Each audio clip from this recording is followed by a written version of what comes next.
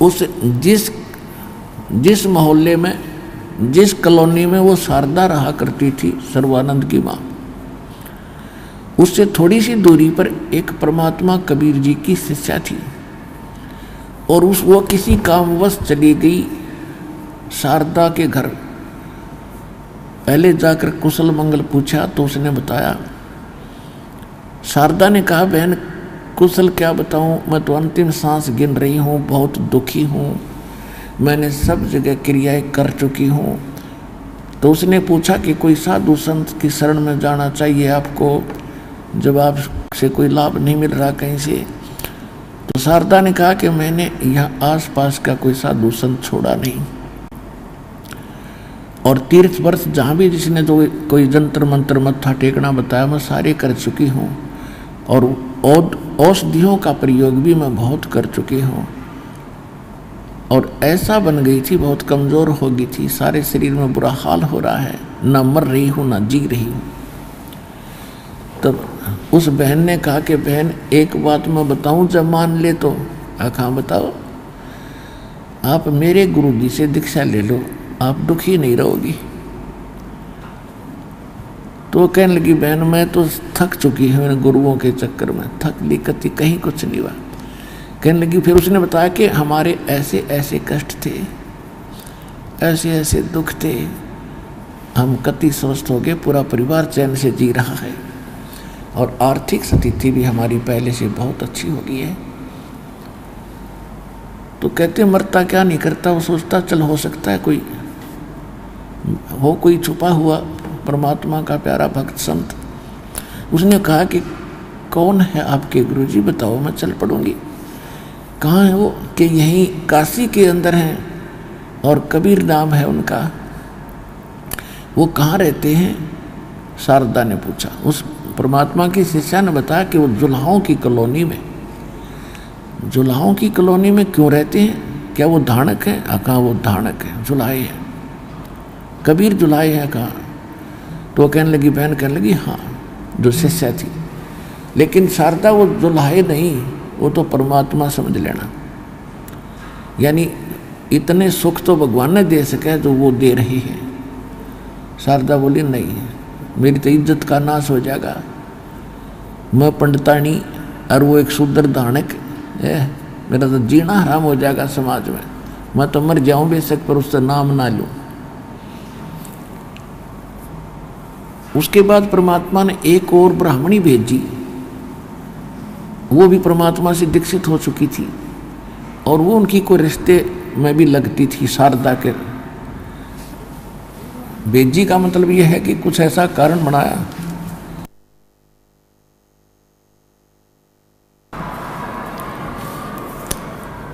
अब भेजने का तात्पर्य करता तो परमात्मा है, करे करा वसाइया मन में लहर उठा और दादू सिर जीव के वो आप बगल हो जा। तो वो ब्राह्मणी जो थी वो भी बहुत दुखी थी, और उसको भी ऐसा ही, क्योंकि परमात्मा तो परमात्मा ही है, चाहे सारा संसार आ जाओ और सिद्धि नित्य सब न सुख देगा। इसके घर में कोई कमी है किसी चीज़ की? हम तो टटपुंजिया भगवान के पीछे लाग रहे जिनका आप पे ब्यों तो नहीं कुछ भी। हम तो भेड़ की पूछ पकड़ के और दरिया से पार होना चाहते, वो साधन नहीं था दरिया से पार होने का। जहाज में बैठो, नौका में बैठो, परले पार जा छोड़े 1 मिनट में जो नाविक ठीक होता है।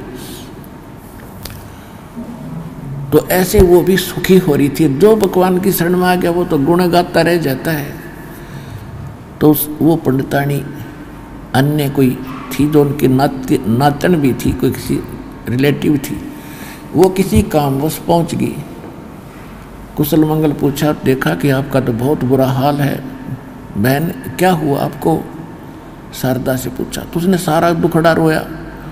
उसने फिर वही कहा कि आप हमारे गुरुजी से नाम लो, आप दुखी नहीं रहोगे, मैं सच्ची कह रही हूँ, सत्कर मान लेना मेरी बात को।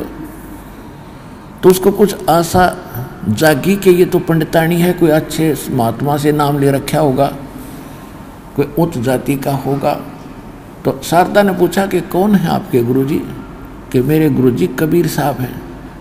अब उसने सुन रखा था कबीर साहब कौन है, कि वो धानक जुल्हा। अब वो पंडितानी कहने लगी, शारदा अब इस भाषा न छोड़नी पड़ेगी इतने, वो दुल्हा नहीं, वो परमात्मा उतर रहे आज के दिन में, इस पृथ्वी पर भगवान बैठे हैं। ने बोले अपना काम करे हैं, तूने नाम ले रखा है वहाँ से? हाँ मैंने नाम ले रखा है कि हमारा आइए भी ना आज के बाद। तू तो भ्रष्ट होगी है शूद्र की, हम तो जगत के गुरु हैं ब्राह्मण, तू तेने नाम ले लिया धाणक और शूद्र से। तो उस पंडितानी ने कहा कि मैं तेरे कति नहीं आऊँगी, मैं तो तेरा दुख देखकर आज तुझे सलाह दे रही हूँ कि आज, क्योंकि हमने ज्ञान हो गया है, तेरे को ज्ञान नहीं है शारदा। आज तू पंडितानी है और तू ये भी ज्ञान सुनती है कि मरने के बाद कोई अन्य भी जूनी धारणी पड़ सकती है। हाँ पड़ सकती है, कल ने तू गधी बन सकती है, तेरी इज्जत कहाँ जाएगी? फिर पंडितानी बनी रहेगी वहाँ तू। वह न्यू कहकर उठ कर चल पड़ी। इस बात से जख्मी तो वह होगी कि बात तक अटेगी है, ईब भुगतूंगी और आगे फिर गधी बनूंगी। और वह बताएगी कि इस परमात्मा की शरण मानने से दोनों दुख मिटेंगे तेरे, यहाँ भी सुखी होगी, अगला झंझट भी मिटेगा। सोच लेना।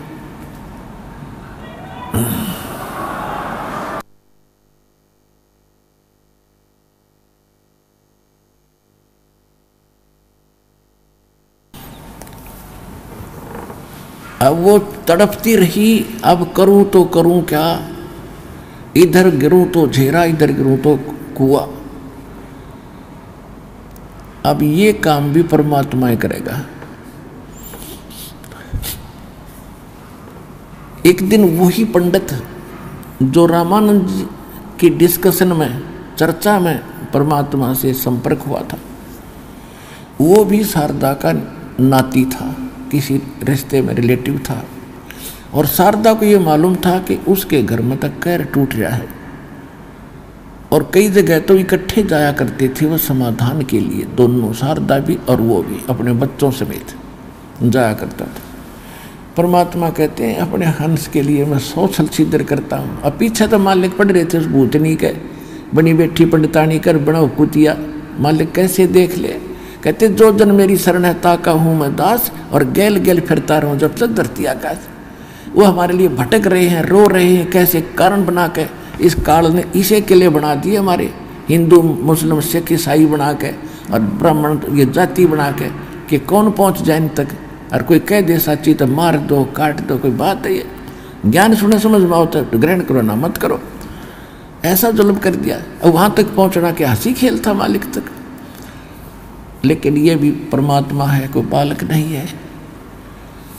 अब उसकी कोई सा काम आ गया, वो भी उनके घर के आसपास से जा रहा था, उसने सोचा चल मिल चलता हूँ। वो भी बहुत दुखी रहा करती थी, कुछ ठीक हुई या कुशल मंगल पूछ लूँ। जब वो वहाँ पहुँचा, उसने पूछा कि शारदा क्या बात, बहुत और भी वीक होगी तुम तो पहले से भी। उसने कहा कि शारदा ने कहा जी बहुत दुखी हूँ मैं तो अंतिम सांस गिन रही हूँ, अब पता नहीं कब ये सांस निकले, मैं मर जाऊँ तो बढ़िया। तो उसने कहा उस पंडित जी ने कि पंडितानी मिश्रानी तेरे दुख का अंत हो सकता है, ऐसा महापुरुष मेरे हाथ लगा है, और आप हमारे गुरु जी से दीक्षा ले लो, सुखी हो जाओगे। शारदा ने सोचा ये तो पंडित जी है और पहले भी मेरे साथ घूमता फिरता था। तो उसने पूछा क्या तुम बिल्कुल ठीक होगे कि सारे ठीक होगे? और एक रोटी के मोहताज बने फिरे थे, आज मेरे सारे सुख दे दिए मालिक ने। अब वो बैठ गई चारपाई पर, बात बढ़ेगी। जब ये परिवार सुखी हो गया, आज इसका चेहरा खिला दिखाई दे मुझे, जो उस दिन मुझे मिला करता उस दिन क्या हालत थी इसकी। तो उसको ये भी था कि ये किसी पंडित या किसी अच्छे संत उच्च जाति से ही संबंधित रहा होगा। तो शारदा ने पूछा कि कौन है आपके गुरुजी, मैं नाम लूँगी। जब आप ठीक हो गए, आपका परिवार स्वस्थ है, तो मेरा भी दुख अंत हो सकता है, मुझे कुछ आशा जगी है। आपके गुरुजी कौन है, कहाँ है, मुझे ले चलना उसके पास। तो उन्होंने बताया कि मेरे गुरुजी कबीर परमेश्वर है, कबीर साहब। वह फिर लेट गई।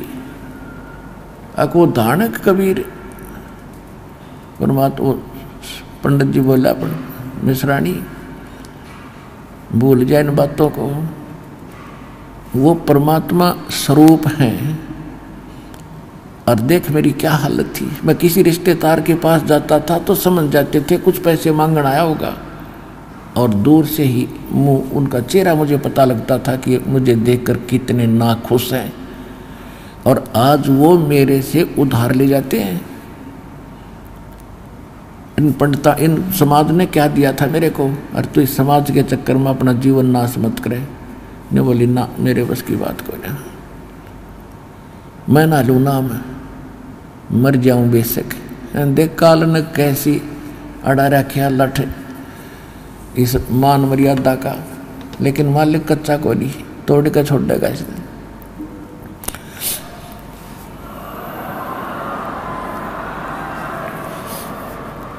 उसी कॉलोनी में जिसमें शारदा रहा करती थी, वहाँ परमात्मा की के बहुत से शिष्य हो गए थे। क्यों उनके पास तो दुखी आया करते, सुखी था ये राम कृष्ण और मंदिरा में घंटी बजाते फिरे हैं इन दुरुते को ना, क्योंकि ये सोचा इन घंटी बजाने तो मैं सुख हो रहा है। वो चल रहा है उनका प्रारब्ध, पिछले जन्म का संस्कार चल रहा है।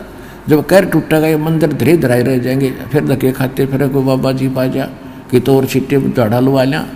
तो पहले कहाँ गई वो पूजा जिसको तुम पहले करके ये सोच रहे थे हम सुखी ही नहीं से हो रहे, तो दुखी दुखी जाते थे। एक बहन वहीं रहा करती थी और परमात्मा का उन्होंने सत्संग रखवा दिया कि भगवान हमारे घर सत्संग कर दो। अच्छा बेटा, संगत थोड़ी थी, भगवान घर घर जाके सत्संग करते थे कि सत्संग सुनने आएंगे तो हो सकता है ज्ञान सुनेंगे, क्या किसके भाग जाग जा। तो वो क्या करते थे, जो सत्संग करवाते थे आसपास मोहल्ले में सबको निमंत्रण दिया करते कि हमारे सत्संग हो गए, हमारे गुरुजी आएंगे, आप भी आइयो। तो ऐसे मोहल्ले के लोग कुछ लाज शर्म में भी जाया करेंगे, भाई उनका अनुष्ठान है जाना चाहिए, कल ना हमने भी करना, ये हमारे भी आ जाएंगे। शाम का समय, क्योंकि दिन में परमात्मा ने व्यवस्था बना रखी, दिन में अपना काल के ये कोल्लू में जुड़े रहो, रात तो अपनी ये है, दिन में काम करो, रात में राम भजो और सत्संग सुनो हमारा। तो शाम का सत्संग करते थे भगवान विशेष कर।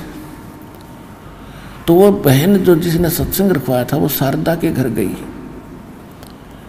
और शारदा से कहा, बहन हमारे घर हमारे गुरुजी आएंगे, आप भी आइयो।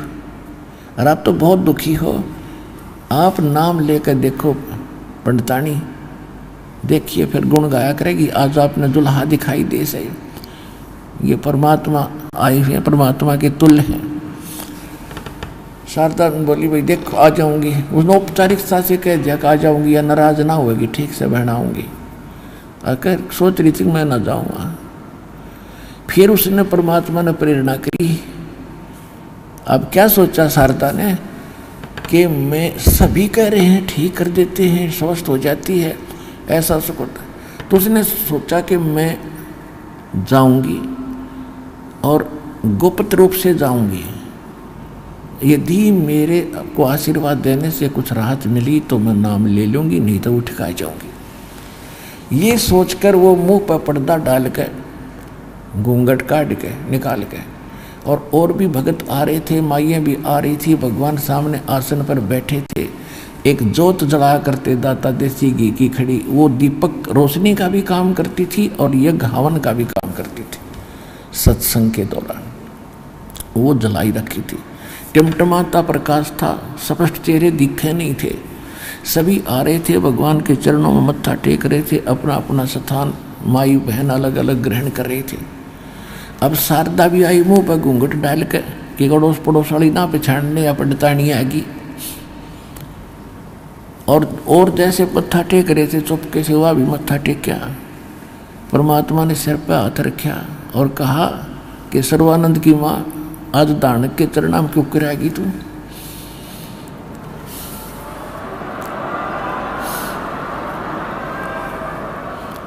आज दुल्हे के पास क्यों कराएगी तू? कैसे आएगी? तेरी इज्जत का नाश हो जाएगा।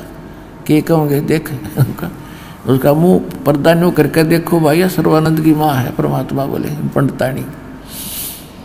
अब परमात्मा ने जो ही हाथ रखा था उसी समय उसका जैसे टनों वजन हट गया, वो सिर पर है। और जो पीड़ा को घसीट रही थी वर्षों से वह छू मंतर होगी, एकदम चरणों में पड़कर रोने लगी, बुरी तरह भगवान मेरा तो भूल लाग रही थी, मैं तो बहुत नीच आत्मा हो जाता, अब पहले आयो मैंने घसीट के आज मैं आज भी ना हूँ वो तेरे पास मर जाती भुगत कहे।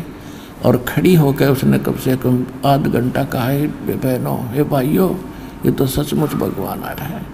मैं तो यूँ सोच कर आई थी परीक्षा लूँगी इसकी, और मेरा आराम होया था ठीक से ना मती वापस हो लेती, तुमने भी ना पता लगने दो मैं सर्वानंद की माँ हूँ।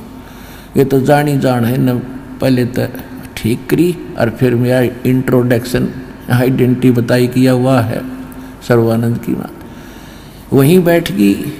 परमात्मा बोले ये तो फर्स्ट एड है तेरा, अभी रोग बहुत है जन्म और मरण का, और दीक्षा लेनी पड़ेगी। अब दीक्षा लूँगी महाराज दीक्षा लूँगी, और समाज भाड़ में जाओ कति देखो भी कोई ना। मेरा तो नाश हो गया था। क्यों भगवान के सामने आकर आत्मा जाग जाती है, और मन पापी जो बकवाद करता है सांसारिक परंपराओं के निर्वाह करने के लिए विवश करता है, ये काल का एजेंट है, वो भाग जाता है भगवान के सामने।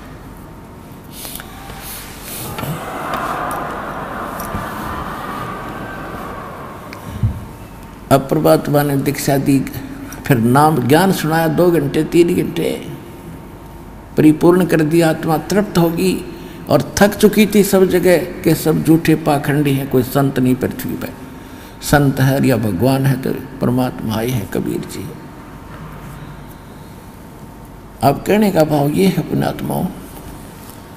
उसके बाद शारदा किसी को बताती है तो ब्राह्मण उसदम सीधे मुंह बात नहीं करते ना, तो बैठा बैठा लिया, इज्जत का नाश कर दिया है। तो इतने बड़े विद्वान की माता है, ब्राह्मणी है, तेरी तो जग में इज्जत है, और तूने कहाँ जा कर के काम बिगाड़ लिया। वो कहने लगी तुम नींद में बांध रही हो, तुम तो नींद में बोल रही हो, और शनिपात का जोर है तुम्हारे जिसमें बिरड़ा रही हो। मैं पहचान कर जान कर शिष्या बनी हूँ, जान कर गुरु बनाया, मैं कोई ऐसी वैसी नहीं हूँ। अब उसने सोचा देख मेरा बेटा विद्वान बना, फिर कख नहीं पता, माँ मरण लग रही और ने क्रिया बताता फिर यू, और मैं ठीक ना हुई से। फिर उसको, क्योंकि आत्मा बेटे की तरफ, माँ की बेटी की तरफ बहुत होती है। अब उसने ज्ञान से पता लग गया कि विश्व में किसी के पास ज्ञान नहीं, कोई भक्ति ठीक नहीं, यो भी बकवाद करता फिर है बेटा। आज जो ब्राह्मण है कल कुत्ता बनेगा निकम्मा। ओए होए, इसको समझाने लगी, कहने लगी बेटा भक्ति का मार्ग इससे हटकर है, ऐसे है। समझाने लगी तो मैंने जो गुरु बनाया तो उससे नाम ले ले।